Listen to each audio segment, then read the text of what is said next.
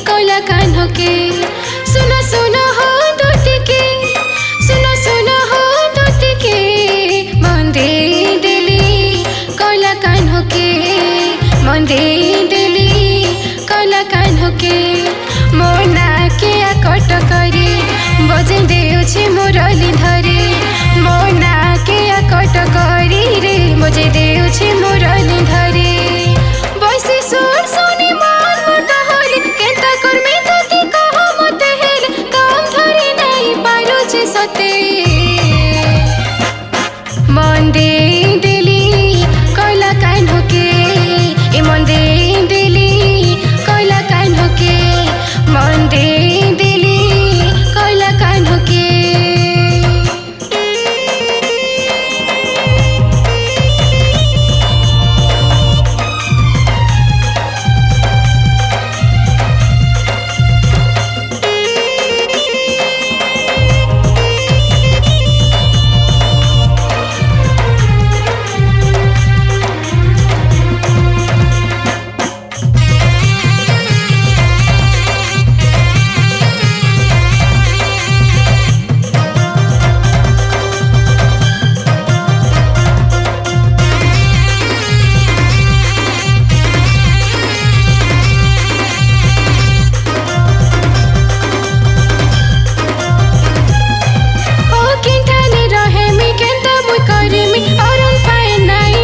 छे मते तुमर मोह सोला जिमी मुई परते आइन बुद्धि टिके दियो दुतिके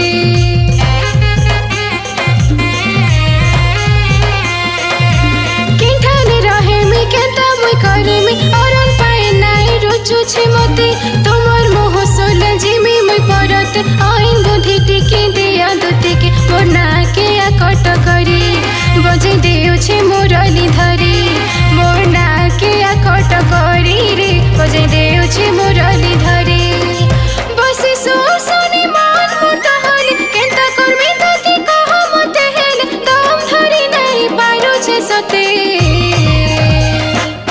ए मन दे दिली कला कान होके मन दे दिली कला कान होके ए मन दे